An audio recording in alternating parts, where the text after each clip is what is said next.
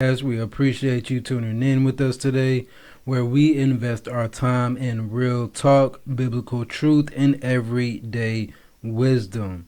We appreciate you guys checking in.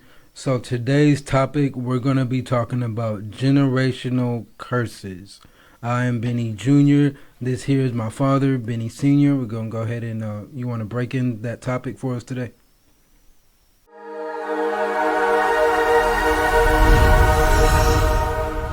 Okay, generational curses. That's a great topic for today. But before we dive into that, I want to read something so to give us a better understanding of what generational curses actually is. So, generational curses are the belief that negative patterns, habits, or misfortunes can be passed down through families, impacting future generations. Example, these curses might manifest as repeating addictions, mental health struggles, financial difficulties, or other negative outcomes that seem to run in families.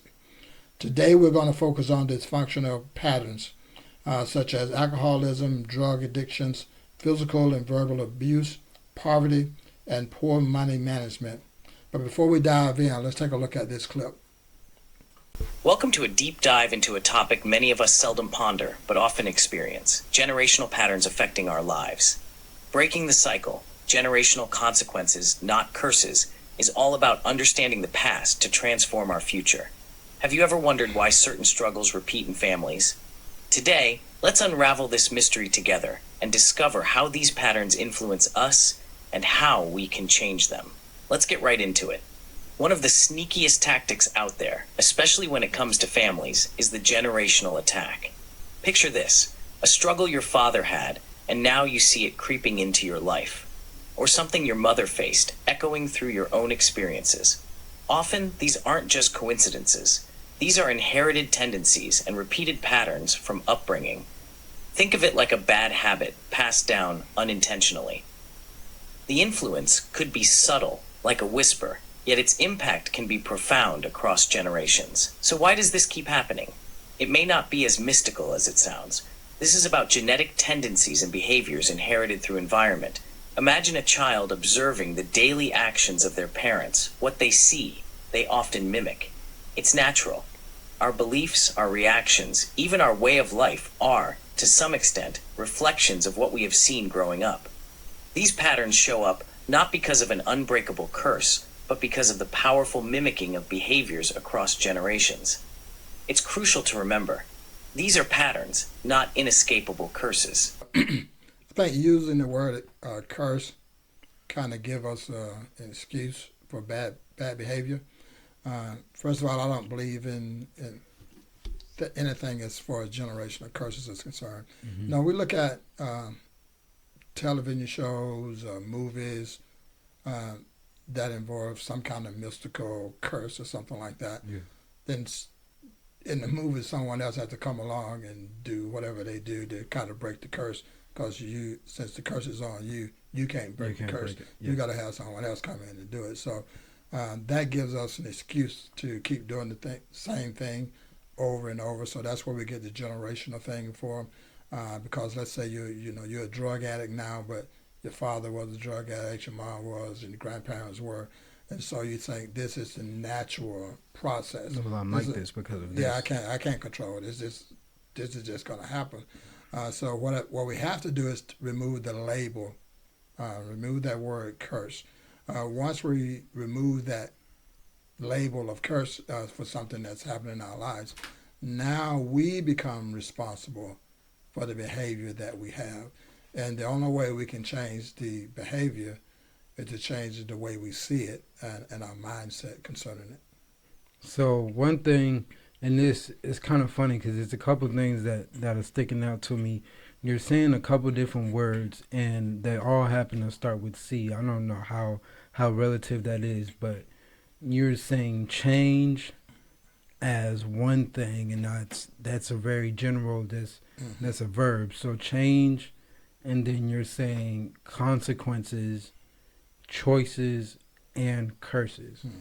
Now with a lot of that, those are all very different things. A change is an action, and it's something that has to take place. Right. while choices and consequences, they kind of intertwine with each other. And when making a choice, especially when trying to make the better choice or the right choice, I think those things are things that we all want to do, but as we get closer towards doing them, I think the fear of not knowing if that choice is going to work out or if that choice is the right choice or what consequences are going to come from this choice, I think that's when people kind of start analyzing it maybe a little too much and maybe try to start getting in their head and overthinking or something like that. But maybe that's when the fear kind of takes more of a prevalent approach to the person and how they go about their everyday life. Yeah, so the C3 things, I never heard that before, but that's kind of interesting because I think, using that method that you just brought out about the three C's, it gives us an opportunity to pause a little bit and begin to think, if I keep thinking this way, or if I keep living this way, even though, this is the way my forefathers lived, what are the consequences of that? And I think sometimes because now we're in this age where everything moves at lightning speed, and so we can get caught up in that, and we don't take the time to just stop and say, okay, this is where I am in life. What can I do now to change my future? And that's going to require you first identifying what the problem is and what type of problem is. So if you see that, okay, this is just a dysfunction that's been happening generation to generation. So now it's something that you can change. And so when you change the way you view it, then it gives you an opportunity to find solutions for it. So being able to analyze the situation is another major key. Listening to you, and I think trying to think about the situation and just the whole topic as a whole, generational curses, I think being able to analyze the situation that the person is in, because we're saying, so a lot of this comes from upbringing or the company that you keep, the neighborhood, the neighbors around you, your family, your friends, your social circle, things like that. So somebody that was, let's say, born into these instances, they were born into this dysfunctional family, they were born into this verbal abusive, this physical abusive, or this drug infested, alcohol consumed, the violence, guns, and gang initiated. It's all types of things that can kind of go along with that, as far as maybe you're just surely just poverty stricken, and so there's all types of different avenues. But I think when you're dealing with somebody who was born into those instances and that's all that they really see, it can be hard. It's going to be hard regardless, but especially having that experience where that's all you see is the negative or the neutral, it's hard to even envision something better than that, or envision that there ever being more. I think a lot of times a lot of us will be in these situations where, okay, this is what's going on right now, this has been what's going on for the past couple of years, but this paycheck to paycheck, this is just what's normal. This is what my folks did, this is what they folks did. I'm doing a little bit better than them, so I'm not doing all that bad at all. So we become a product of our environment. For sure. And you will always be that until you desire something better than that. So you have to get out of that comfort zone, because it's like I say, I don't want to marginalize it and make it seem like this is easy. You can just say yes and no, and then you can easily get out of it, like turn on a light switch off and on. But it's not like that. And so the situation is different from every individual. Your experience is different for every individual. So your way of getting out of it can often be different as well. But I think, like I said earlier, you have to first identify for what it is. And the curse is not that. It's not a curse. It's behavior. Every behavior, you have a choice to choose it. It doesn't come automatically. So If you have bad behavior, you're going to get bad results, and you have to realize that that's what's going to happen. And so the only way for you to change that is to make better decisions in your life. And you can do that for every area of your life. Is it easy? Not always. Mostly, as a matter of fact, the positive choices or the good choices in your life is often the hardest one. It's easy to say, I'm not going to do anything. It's easy to say, okay, I'm going to take the easy route and just do what's wrong. But you have to be able to look ahead and say, okay, if I make this choice today, how would that affect me tomorrow? Because the choices we make today shows up to the next day in our lives, and so it could affect us, a week from now, years from now. But so you have to take your time and slow down and analyze where you are and where you're trying to go, and don't get caught up into this idea that there's some kind of curse on my life and I can't do any better than I'm doing right now.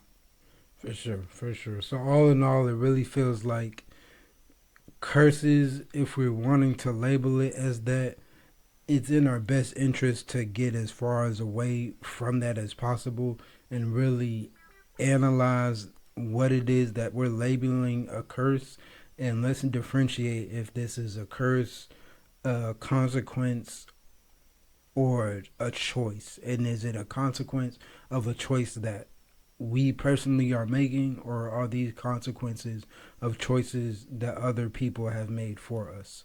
And it's a lot that you can break down when trying to take these steps and trying to make this change and to get those positive results and things like that.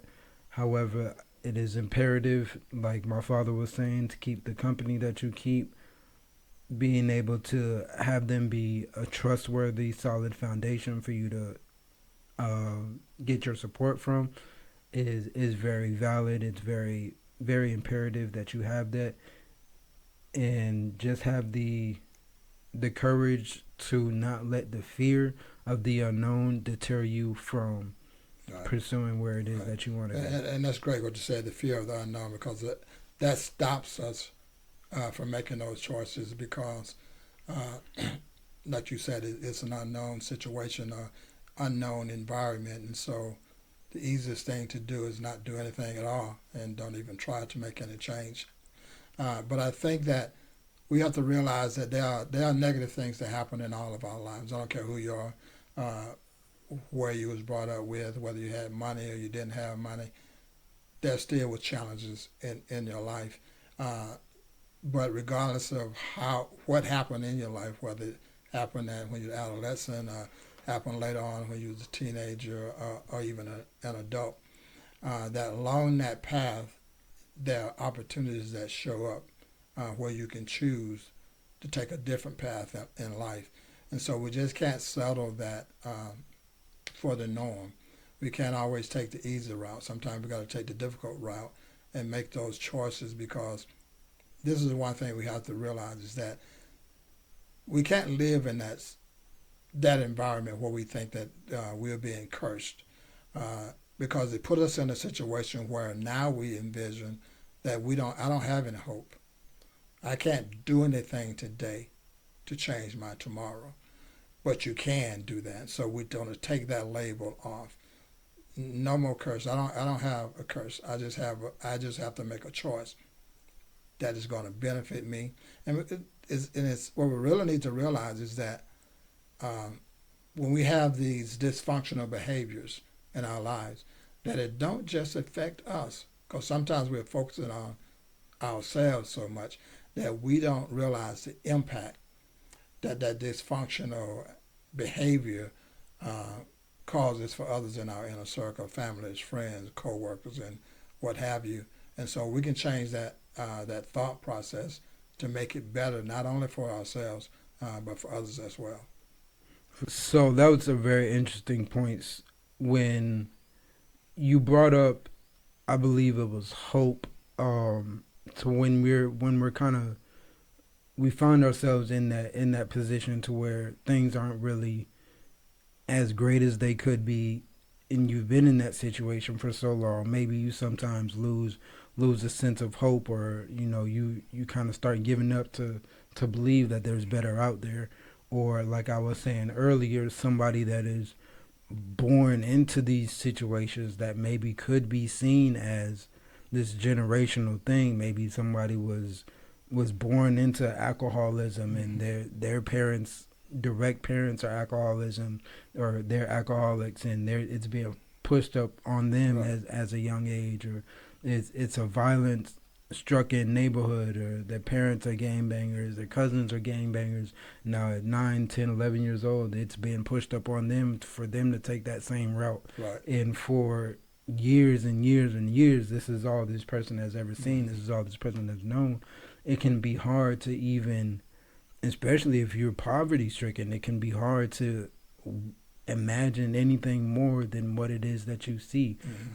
If you don't, you might not even know other cars, like push to start cars, exist. Like somebody might not even know that exists if they've never been nowhere relatively close to experiencing that. So I'm saying that to say somebody that's in these situations that are, you're not really sure what it is that you want to be or what it is you want to get out of life. You haven't seen much. You just know that where it is you are now is not where it is that you want to be. I would advise that books and movies, and sometimes music too, you gotta kind of be a little particular with music and the music that you intake and indulge yourself in. But books, movies, and music, I think spending time in all three, they can really help to cultivate your imagination, to see something bigger than what it is that you're so used to seeing, to put yourself in a mind state and to where so much that you've never experienced. It can give you emotional feelings, it can give you just imaginary feelings, it can do so much for you, just to better your communication skills, just overall as a person. It can bring a lot of light to your situation and kind of open your eyes to the opportunities that you do have when you didn't see opportunities. So I think those are definitely some words of advice I would throw out there, to start getting into some books, whether they're fiction books, nonfiction. Figure out what kind of books it is you like. If it's science fiction, if it's history, start watching some movies. Figure out what it is you like. But just use this as a tool to give yourself something else to envision outside of what it is that you are so tired of. Yeah, those are interesting. Those choices you brought out. The movies, the music, and the books. I can't think of a lot of movies that I've watched over the years that had a great impact on my life as far as changing the way I believe or view life as a whole. I think the greatest impacts for me growing up and even for today is in music and books. I love music and different music, different genres. So I love music, and they say the music is a universal language. And it can do, it's very powerful. It can do a lot of great things for you. And then of course the books. I love reading. I love just learning, and I think you should always strive to learn something new each and every day. But I love books have the power to do things that nothing else can do, and books have the power to take you from where you are to a whole different place. Exactly. And so it plants seeds of opportunity and possibilities into your mind, and so you start seeing that, okay, this is where I am, but in this book, I see someone else that looks like me, and you can see yourself in the book, and you can see how that person left that small town that they was in. They left the drug environment and all these negative things. And then you see that and you start attaching yourself to that, and you're like, okay, they did it. Maybe I can do it. And so there's a lot of great things come from that. But like I said earlier, you have to identify, before you can find a solution, you have to identify the problem. And you have to correctly identify the problem. And that's when you take the label of curses off and you see it as a dysfunctional choice that you have made. And once you identify it as that, you know that the power to get rid of that and change it is within you, and you just have to make a better choice than what you've made thus far in your life. Let's rethink how we label these patterns. Calling them curses imposes a narrative that we are somehow doomed. But are we really? Not at all. These are consequences from past choices and patterns, and consequences can be altered. Labeling something a curse suggests a sense of helplessness. Yet the truth is, there's more flexibility and potential for change than that label implies. It's time to break those mental chains and embrace the possibility of creating new, healthier generational patterns. Victory in Christ. Let's pivot toward a message of hope and liberation. If you're embracing a spiritual journey, there's a beautiful promise available: freedom. In John 8:36, it says, "Whom the Son sets free is free indeed." This isn't just spiritual jargon, it's a reminder of potential freedom from past burdens. There's no demonic force, no imposing shadow from the past that should dictate your tomorrow. Embrace the release, the freedom to walk your own path, unburdened by the generational challenges that came before you. Live fully, thrive genuinely, and let your past inform you but not define you. Let's keep this dialogue alive and share these experiences. Give us a thumbs up if this resonated with you, and don't forget to subscribe for more inspiring stories. It is the Bennie and Bennie podcast. We are here every week. You can check us here next week, same place, same time. We're going to be on Facebook, Instagram, Twitter, YouTube, all those social media platforms. You can check us out on all those pages. BennieWisdom.com. That's going to be the website. And we appreciate you guys stopping by. Bennie and Bennie podcast, real talk, biblical truth, and everyday wisdom. All right? Catch you guys later.